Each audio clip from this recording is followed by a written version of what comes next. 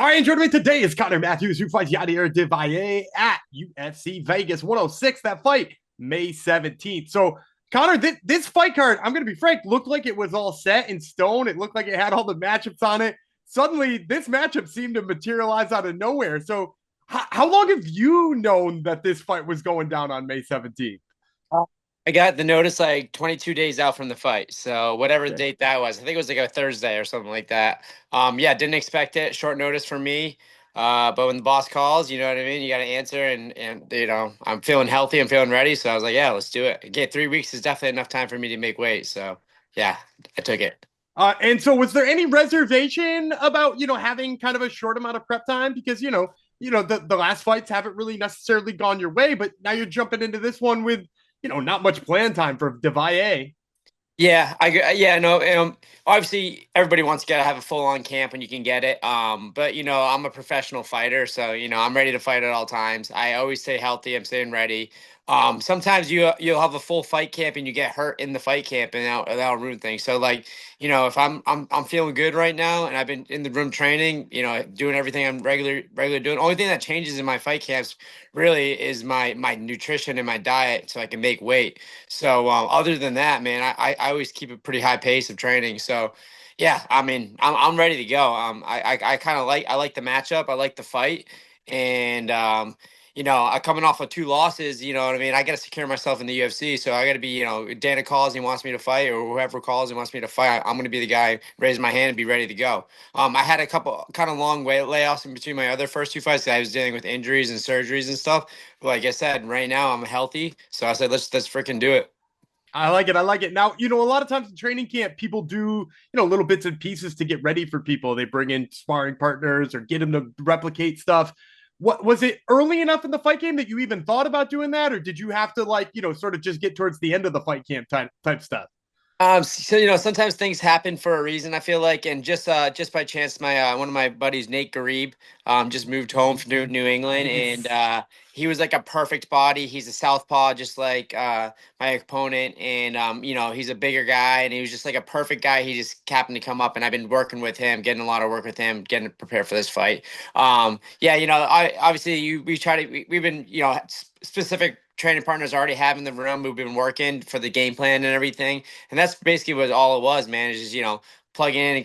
I watched film on the kid right when I saw the fight. I got the fight. I watched him. That's why I accepted it. I saw him. I was like, yeah, I think this is a good matchup for me. And then I ended up taking the fight. And then we got some guys in the room. And I just by chance, Nate's back at home, and it's been working out great for us. That's a great pickup right there, Nate Grieve. Now, I Yeah. also want to take a second to pause and ask you about some of your other trading partners because every time I've talked to you, you hype up Joe Poirier, you hype Yeah. up Andrew Valdina. Like those are two names that are always on your tongue to talk about preparation. And it's getting close to Dana White's Contender Series time. I know Andrew's got a big fight coming up the week after you. So, you got the shirt on. Give me the pitch. Let Dana White know why these two belong on there. I mean, Andrew Valdina, I believe he's 6-0 right now. Coming up, he's been finishing people. He's been just absolutely annihilating the local scene. So I really think, Andrew, he's ready to go. So same thing with Joe Poirier. Same thing. Joe Poirier. These guys have been fighting the best guys they possibly could fight. Andrew's got a title fight coming up here with against the Party, who is a seasoned fighter. He's been around. He's said bare knuckle FC. He's done everything. So Andrew's got a big fight coming up, and I think if he wins this fight, he should definitely try to secure a spot on the Contender Series this summer. And the same thing with Joe Poirier, man. They both have been fighting high level guys in the local scene, and I think they're just ready for the next step. I've been training with those guys. They've been traveling from South Coast, Massachusetts. We've been going up to Cartel, and we've been, training in my basement. So it's like, man, it'd be awesome to get them up there in the UFC so we can all, make this a full time thing and be able to grow together as a team. I love it. Now, out of curiosity, how much time do you get to spend with the cartel come fight camp? Because I know, obviously you having Nate Grebe and the two guys you just mentioned in the basement is already, a tremendous team. But Yeah. how often do you get to work out with those guys in Boston? I train with Cartel 3 times a week. So we go up there every Monday, Wednesdays, and we do our sparring up there on Saturdays. It's just a bigger space, obviously, than my basement. Basement's great. You know, it's good for like our skill work. We're hitting pads with our coach Pete Luciani, and doing drilling. We have another coach Mike Bromberg who comes down and coaches us down there. But like when we need to get our work in open space, the Cartel is great. We were wrestling at a wrestling gym up there called Prophecy. Big giant space, and we could just full on takedowns and just get the real work that we need, and we need that at least really hard drilling at least 2 times a week. So we get that. That's how we do that twice a week. I love that. I love that. Now, I'm going to take you back to what we were talking about with DelValle as your opponent. You mentioned getting some eyes on his footage right away and immediately knowing that you love the stylistic matchup. So give me a little bit of the rundown. What particularly about the stylistic matchup do you like in this fight? I think, looking at his record, everybody he's fought, it seems like anybody who's kind of a challenging record, it seems like it goes to decision. He's not a big finisher. So, that's kind of, that's kind of good for me. I feel like he seems like he gasses out a little bit. He gets tired. He seems like he uses a lot of strength. And comparatively to like the last three guys, which is probably four guys I fought from like Francis Marshall, Jairus Ferreras, you know, Jose Delgado.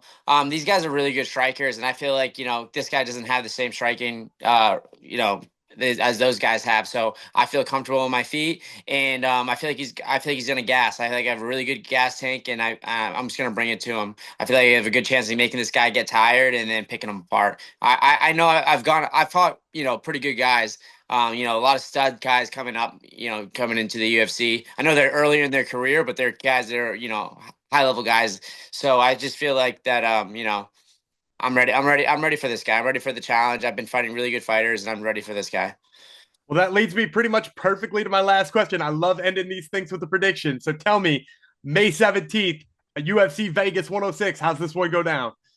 I'm good. I'm raising my hand, man. That's all I want right now. I want to secure myself back in the UFC. Coming off 2 losses, I need this win more than anything. I'm prepared. I was ready to go when the phone came. So I'm going to go out there and get a win and get another fight in the UFC. All right. Well, you heard it here first, folks. This is then Connor Matthews, who fights Yadier DelValle at UFC Vegas 106. Once again, that fight is May 17th. Connor, thank you so much for the time, man. I really appreciate it. Thank you, man. Appreciate it.